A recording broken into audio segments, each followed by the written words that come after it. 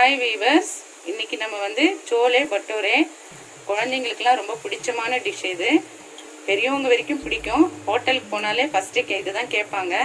இது எப்படி செய்கிறதுன்றதை பற்றி இன்றைக்கி நம்ம வீடியோவில் பார்க்கலாம். வாங்க வீடியோக்குள்ளே போகலாம். இப்போது நான் வந்து மைதா எடுத்திருக்கேன். ஒரு ஆஃப் கிலோ மைதா வந்து எடுத்திருக்கேன்.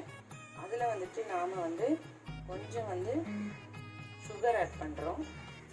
ஒரு 1/4 ஸ்பூன் சுகர், பேக்கிங் சோடா,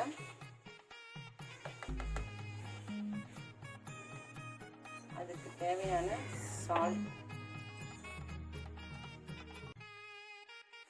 இந்த மைதாவுக்கு தேவையான சால்ட் ஆட் பண்ணுறோம்.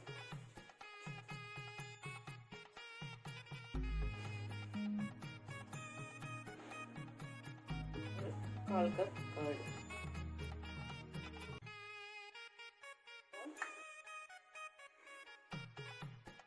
கொஞ்சம் கொஞ்சமாக வாட்டர் ஆட் பண்ணி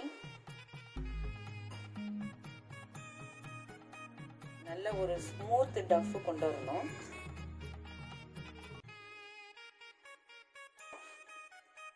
பாருங்க, இது மாதிரி வந்துருச்சு. இப்போ இந்த டைமில் வந்து ஒரு 5 மினிட்ஸ் வந்து நம்ம இந்த டஃப்பை வந்து நல்லா ஸ்மூத் ஆக்கணும்.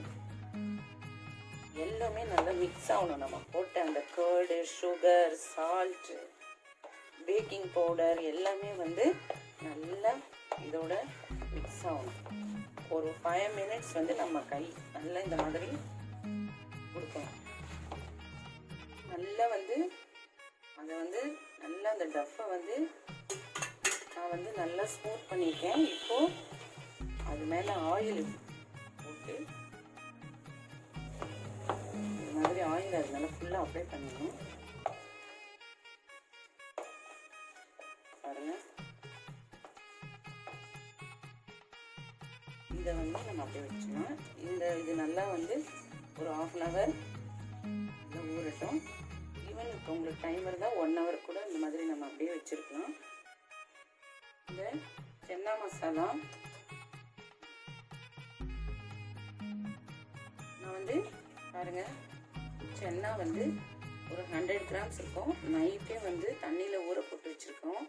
இங்கே பாருங்க, இது நல்லா இப்போ வந்து இந்த மாதிரி ஆகிடும். மார்னிங் எடுத்து பார்த்தோம்னா சென்னா இதில் வந்து கொஞ்சம் சால்ட்டு போட்டு கொஞ்சம், ஏன்னா சென்னாவில் வந்து சால்ட்டு அப்சர்வ் பண்ணோம். ஸோ அதுக்காக சால்ட்டு போட்டிருக்கேன். இதை வந்து ஒரு 5 விசில் விடுறேன் நான். இப்போ நம்ம கிரேவி செய்கிறத பார்க்கலாம். ஒரு கடாயில் ஆயில் போட்டிருக்கேன், ஒரு 50 ml ஆயிலு. இதில் வந்து பட்டை, லவங்கம், ஏலக்காய், கொஞ்சம் சோம்பு போட்டிருக்கேன். அதில் மிக்சியில் அடித்த 2 வெங்காயம் பாருங்க, நல்லா மிக்சியில் பெரிய வெங்காயம் நல்லா பெருசாக எடுத்துக்கோங்க. அதை வந்துட்டு எண்ணெயில் போட்டு நல்லா ஃப்ரை.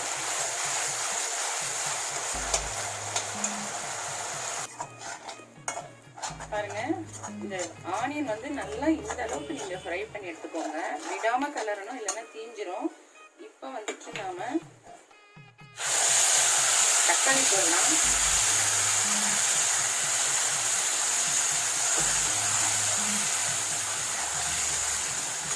இந்த அரோமா ரொம்ப நல்லா இருக்குங்க. நல்லா இது மாதிரி வந்த ஆனியனு நல்லா ஆனியன் வந்து நல்லா ஃப்ரை ஆகிடும். அதுதான் ரொம்ப முக்கியம்.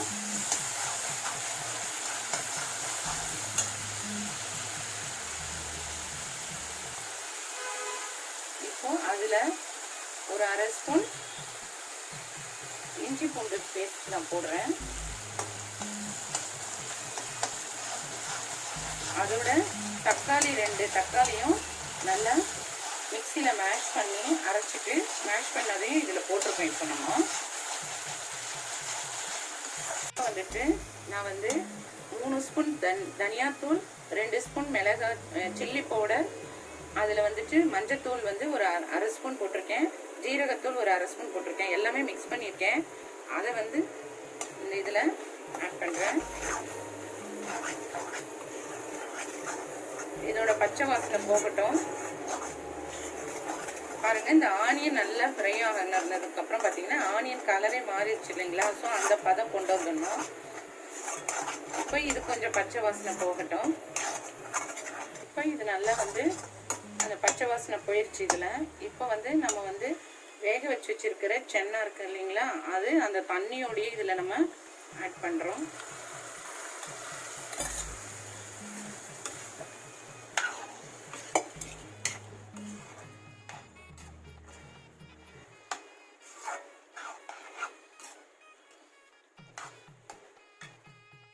இப்போ இதுக்கு இந்த டிஷ்ஷுக்கு தேவையான தண்ணி இதில் நம்ம ஆட் பண்ணுறோம்.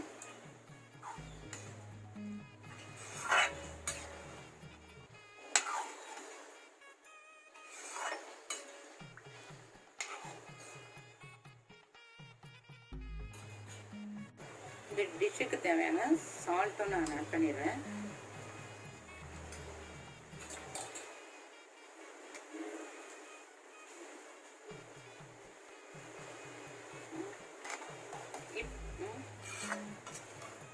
இப்போ வந்து இந்த டிஷ்ஷோட சீக்ரெட் இன்க்ரீடியன்ஸ் பாருங்கள்.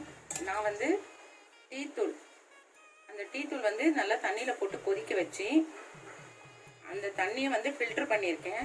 அந்த தண்ணி வந்து இதில் நான் ஊற்ற போகிறேன்.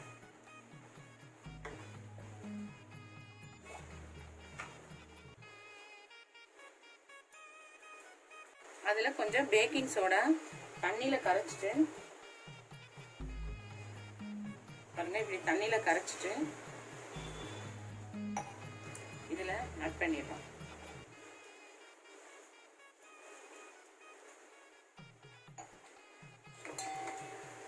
எப்படி வருது பார்த்தீங்களா? இப்போ இது டிஷ்ஷுக்கு எல்லாமே நம்ம ஆட் பண்ணிட்டோம். இது கொஞ்சம் கொதிக்கட்டும்.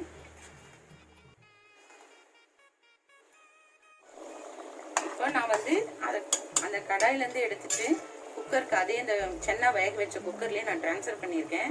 ஏன்னா நம்ம வந்து ஒரு 2 விசில் விட்டோம்னா போதும். நல்லா எண்ணெய் பிரிஞ்சு அழகாக இருக்கும் குக்கரில் வச்சோம்னா. இல்லைன்னா ஸ்டவ்வில் வச்சா ரொம்ப நேரம் வேக வச்சுட்டு இருக்கணும், அந்த எண்ணெய்லாம் பிரிஞ்சு வர்றதுக்கு. ஸோ நான் இப்போ வந்து ஒரு 2 விசில் வந்து குக்கரில் வச்சு எடுக்கிறேன். இப்போ வந்து அந்த குக்கரை திறந்து எடுத்தாச்சு. பாருங்கள், ஆயில் மேலே அப்படியே தனியாக பிரிஞ்சு வந்திருக்கு.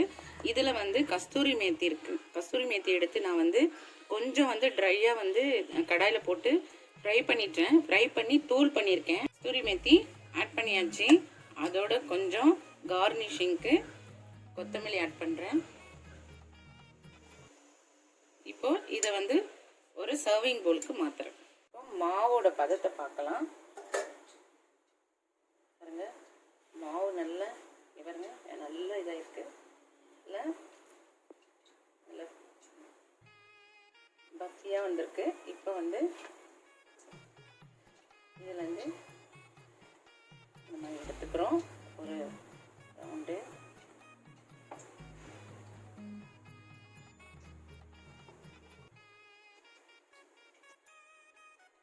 இதை வந்து இந்த மாவில் டஸ்ட் பண்ணிட்டு நான் தேய்க்கிறேன் பாருங்க.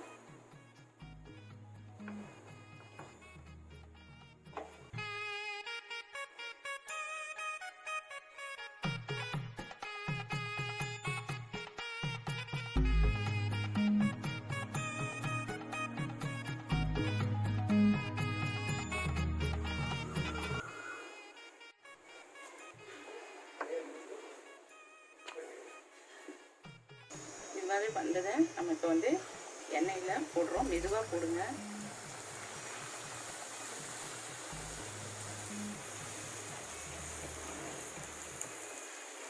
பாருங்க எவ்வளோ அழகாக வருது.